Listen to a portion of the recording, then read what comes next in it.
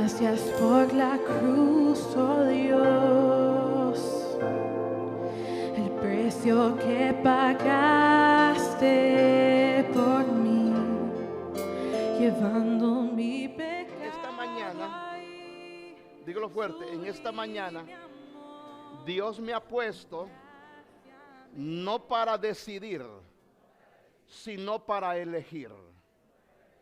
El mundo te pide que elijas. ¿Cuántas veces usted ha ido a una casa a visitar a una familia, un hermano, un familiar, y le dicen, pase a la mesa de comida y te ponen un solo plato y ese plato tienes que comer, no tienes margen de decisión?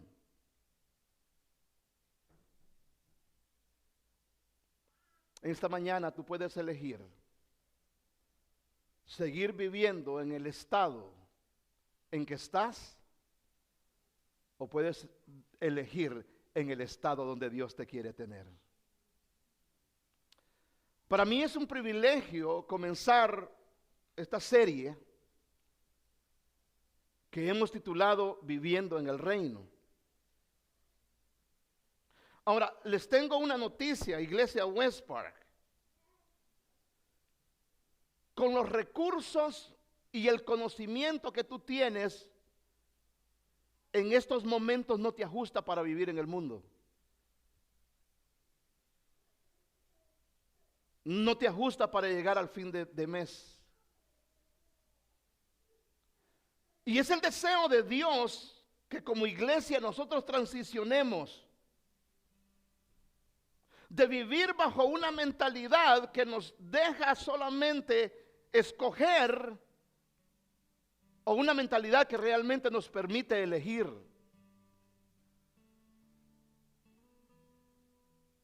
Nosotros amamos a Dios porque Dios nos amó primero. Y nosotros no somos parte del reino porque queremos, somos parte del reino porque el rey nos escogió para que nosotros fuésemos sus súbditos. Y esta mañana vamos a dar la introducción al Evangelio de Marcos. Ahora, yo quiero que me ponga atención, porque vamos a aprender cosas bien tremendas en cuanto a este Evangelio. Ahora, la creencia popular es que todos los evangelios son iguales. Con leer uno es suficiente. ¿Para qué voy a leer los 4 si con uno es suficiente? Y quiero hablarte en esta mañana acerca de los 4 rostros de Jesús, las 4 caras de Jesús en los 4 evangelios. ¿Por qué muchas veces a nosotros nos encanta ir a los buffets? Porque no nos encierran a comer solamente una cosa. Imagínate que tú tengas un amigo o una amiga, un familiar, y le escribes a esa persona un email, antes eran una carta, y le dices, ¿sabes qué? Yo te quiero conocer más. Y quiero que me mandes 4 fotografías tuyas de 4 ángulos distintos. Obvio que usted va a buscar el mejor ángulo para mandarle la foto a esa persona. Los 4 evangelios son exactamente eso. No son 4 Jesús. No son 4 mensajes distintos. No son 4 salvaciones. Los 4 evangelios tienen la finalidad de presentar a Cristo de 4 formas diferentes para que tú escojas la forma como Cristo te ama y como tú lo amas a Él. ¿Me dicen amén? Ahora póngame atención, por favor, porque voy a ir un poquito a la historia. El periodo de la iglesia, desde la muerte de Jesús en el año 33 al año 100, es lo que comúnmente se llama el periodo apostólico. En este periodo es donde se escribieron lo que en teología se llaman el canon de la iglesia. La palabra canon es una palabra griega que significa regla de medir. Y se ha preguntado usted por qué nuestra Biblia tiene 66 libros y no 68 o 72. Porque lo que los escritores escribieron en este libro no era lo que ellos querían escribir, sino lo que el Espíritu de Dios les reveló. Jesucristo muere en el año 33. El apóstol Pablo viene y se convierte en el año 36. Tiene su tiempo de preparación del 33 al 49, cuando escribe su primera epístola, la primera carta de Tesalonicenses.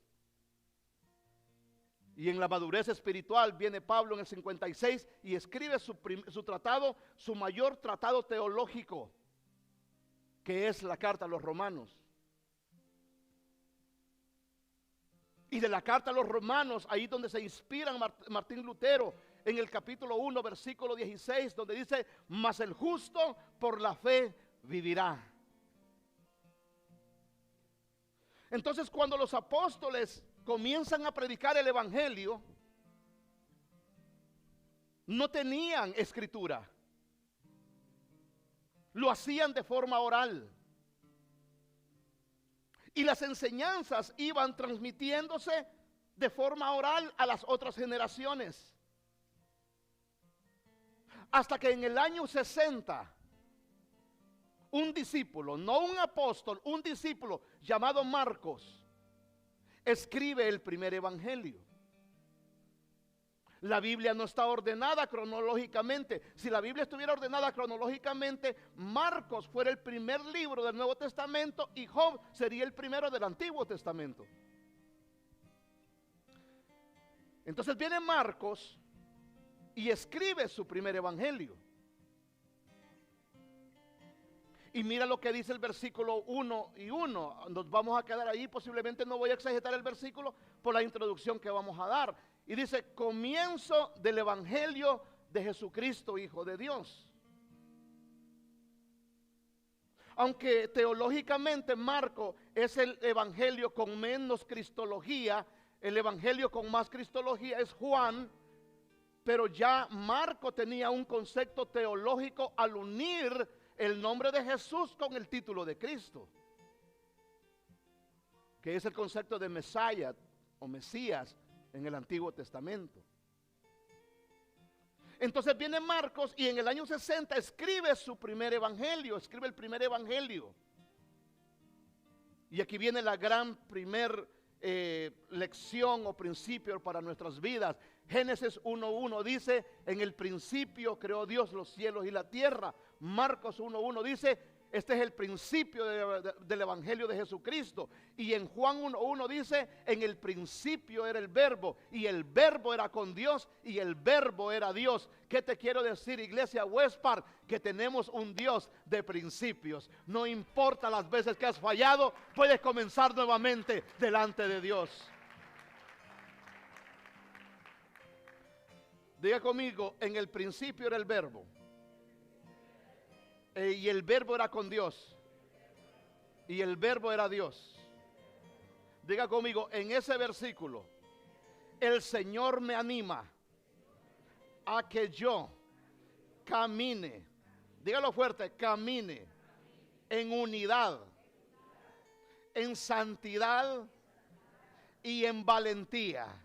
Dígalo fuerte: porque el que me sostiene no nació, siempre fue, siempre es y siempre será, iglesia. ¿Cuántos lo creen, hermanos?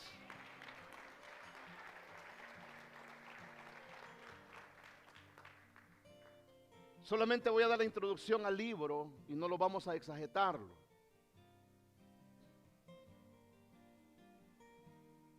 Porque si comenzamos a exagerar solamente el primer versículo,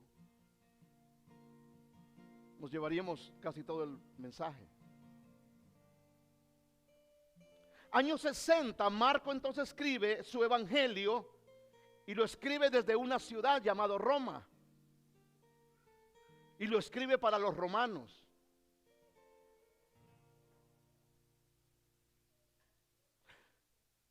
Marcos presenta a Jesús como el Hijo de Dios.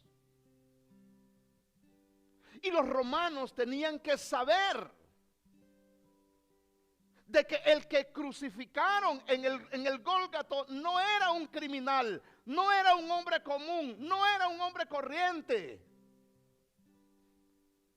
Y usted sabe que de los 3 hombres que crucificaron, 2 a la par de Jesucristo, esos 3 hombres representan a toda la humanidad. El ladrón que le dijo: Señor, acuérdate de mí cuando vengas en tu reino. Ese es el hombre que representa a toda la humanidad que murió al pecado. El otro ladrón que le dijo: si eres hijo de Dios, bájate de esa cruz. Ese hombre representa a toda la humanidad que murieron en pecado. Y el hombre de en medio que dijo: todo está ya pagado, es el hombre que murió por el pecado. Hay hombres que mueren al pecado, hay hombres que mueren en el pecado, pero Cristo murió para salvarnos y darnos vida eterna. Y créanme, y quiero decirte esto con mucho respeto, todos acá somos representados por uno de esos 2 ladrones.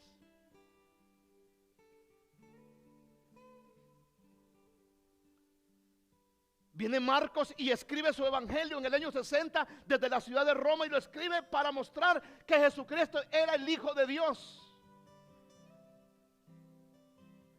Y lo presenta como un siervo. Marcos y Juan son los únicos 2 evangelios que no presentan la genealogía de Jesús. Mateo presenta la genealogía de Jesús desde la línea abrahámica, y Lucas presenta la línea de Jesús desde la línea davídica. ¿Por qué? Porque Marcos representa a Jesús como un siervo, y un siervo no tiene que tener genealogía. Pastor, ¿y entonces por qué Juan no representa genealogía de Jesús? Porque Juan presenta a Jesús como el Dios encarnado, como el Dios que siempre fue. Cristo no necesitó genealogía en el libro de Juan, porque Cristo fue, Cristo es y Cristo será por la eternidad. En el principio era el verbo era con Dios, y el verbo es Dios eternamente y para siempre.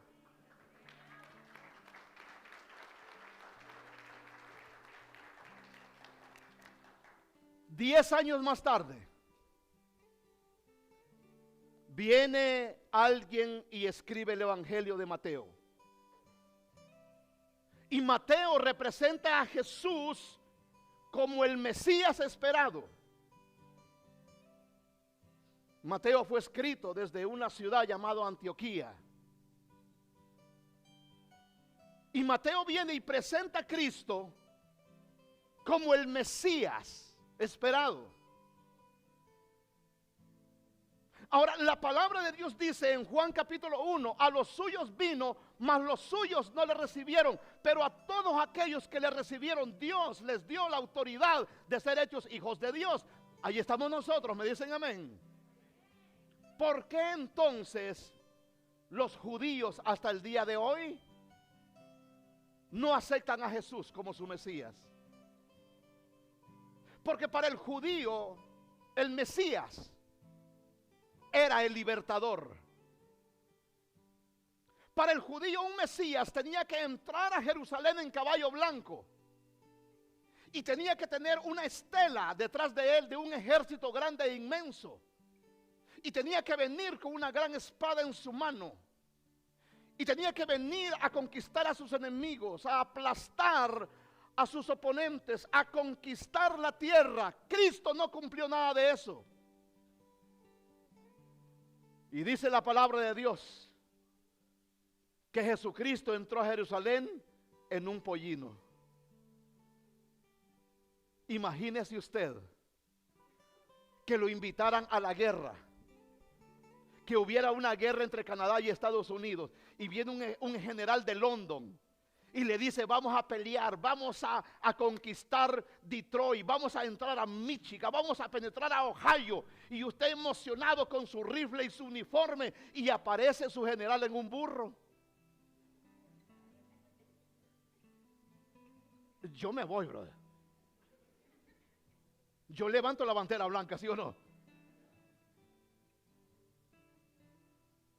Y comienzo a cantar el Star Spangled Banner. Cuando entra entonces Jesús a Jerusalén, no tenía la imagen de un general. Los judíos dijeron: ¿cómo? Estamos oprimidos del imperio romano. Tú vienes en un burro, te tiran ahí palmeras y te tiran alfombras, no traes espada en la mano. Por eso cuando el Señor estaba enfrente de Pilato, el Señor le dijo: mi reino no es de este mundo. La primer venida de Cristo, señores, vino como un humilde siervo, agachando la cabeza, permitiéndole que lo escupieran, permitiéndole que le pusieran una corona de espinas, permitiéndole que le pusieran una lanza en su costado, que lo mofaran, que se burlaran de él. Es que la venida de Cristo, su primer venida, no venía a conquistar territorios ni a derribar imperios. Él vino a salvar lo que se había perdido, porque no hay otro mediador entre Dios y los hombres más que Jesucristo hombre. Pero ay, Dios mío, si se lo vas a dar. Pero le tengo una noticia. Le tengo una noticia a los judíos. Cuando Cristo venga por segunda vez, no lo verán en un burro, no lo verán agachando la cabeza, no lo verán poniéndole una espina. Dice que Él vendrá en caballo blanco, y con Él vendrá un ejército grande y poderoso, y aplastará a sus enemigos por la eternidad. Y dice la palabra que Él conquistará, y Él será entronado como el Rey de Reyes y Señor de Señores. Cristo vendrá, y vendrá en caballo blanco, y vendrá en victoria. ¿Todavía están aquí conmigo? Años 60, Marco presenta a Cristo como el Hijo de Dios, como el siervo. Lo escribe desde Roma. Años 70, Mateo escribe su evangelio. Lo escribe para probar que Cristo era el Mesías, desde Antioquía. Año 80, el doctor Lucas escribe su evangelio también desde Antioquía, y presenta a Cristo como el Salvador de los griegos.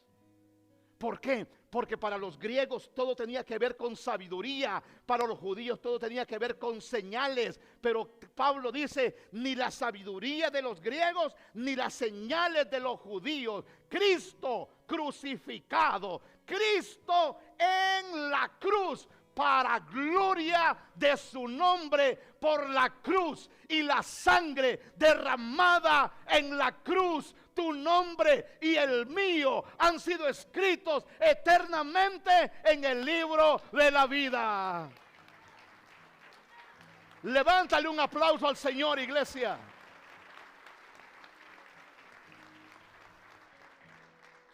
Viene el doctor Lucas, y su carta era dirigida a la comunidad helenística, a la comunidad griega.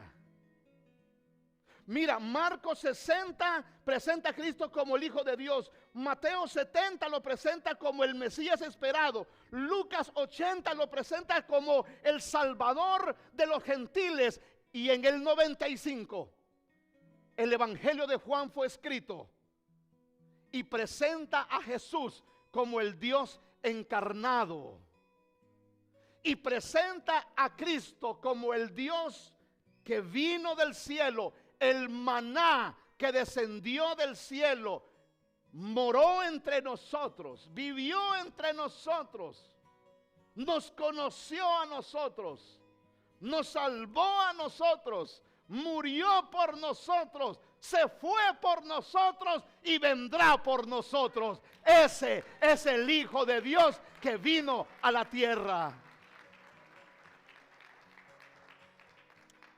Me dicen amén, iglesia. Ahora, vea esto, pastor. ¿Por qué usted escogió el evangelio de Marcos y no los otros evangelios? Marcos, siendo el primer evangelio que fue escrito en el 60, es lo más cercano que nosotros tenemos a la descripción de cómo era Jesucristo.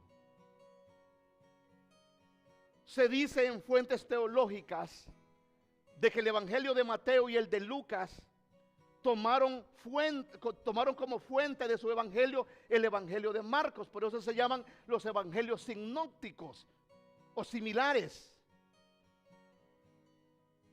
Además de eso, hermanos, el evangelio de Marcos es el más corto de los cuatro. Mateo tiene 28 capítulos.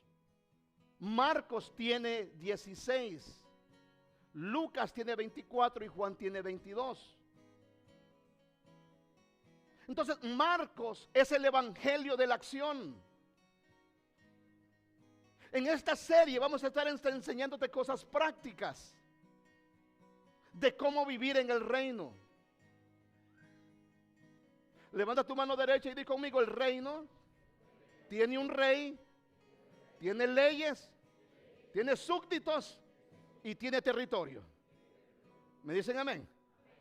Cuando usted reconoce a su rey, vive en sus leyes, camina en su territorio y usted hace lo que él le diga que haga, no way que usted va a caminar en derrota, porque el reino de Dios es más poderoso que cualquier otro reino.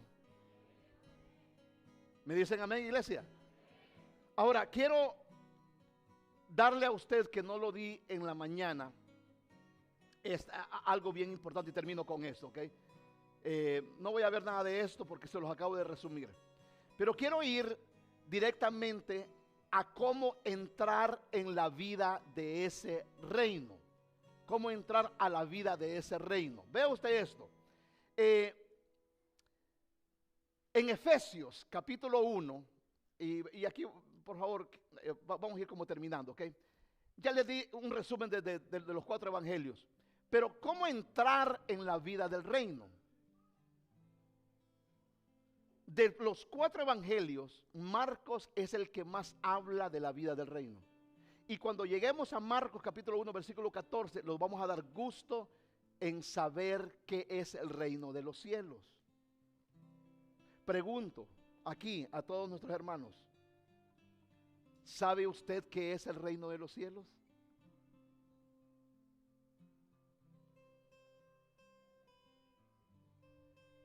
Hello. ¿Sabe usted qué es el reino de los cielos?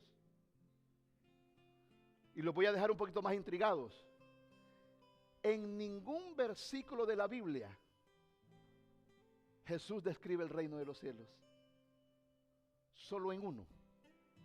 Y se lo dejo de ver para que lo busque. Hermano Mario, ¿cómo yo comienzo a vivir en la vida del reino? Mira lo que dice Efesios 1:13. ¿Están ahí conmigo, iglesia? Léalo conmigo fuerte. En él también ustedes, diga conmigo nosotros. Dígalo fuerte, nosotros. Dice, en él también ustedes, cuando oyeron el mensaje de qué. Ese es el primer paso para vivir en el reino. Vivir en la verdad. No vivir en un evangelio diluido. No vivir en un evangelio comprometido. No vivir en un evangelio que está endeudado. Voy a predicar, hermano, porque como ustedes diezman, entonces ya endeudé la palabra de Dios. ¿Sabes lo lindo de nuestra iglesia? Que ningún pastor árabe, chino, inglés, español, absolutamente aquí es prohibido saber quién diezma y quién no diezma, para tener la libertad de hablar la palabra de Dios y no comprometerla con ningún interés que sea mundano. Dice, en él también ustedes, cuando oyeron, que dice iglesia, el mensaje de la verdad. ¿Y qué dice después? El evangelio que les trajo la salvación. Diga conmigo, cuando yo vivo en la verdad, vivo en salvación. Y mire, y dice, y lo creyeron. ¿Verdad? Evangelio, creencia. ¿Y qué dicen después? Y fueron marcados con el sello que es el Espíritu Santo prometido. ¿Tú quieres comenzar a vivir en el reino? Vive en la verdad. Vive en tu salvación. Vive en el Evangelio. Y viva todos los días creyendo que el Espíritu de Dios lo ha sellado eternamente y para siempre.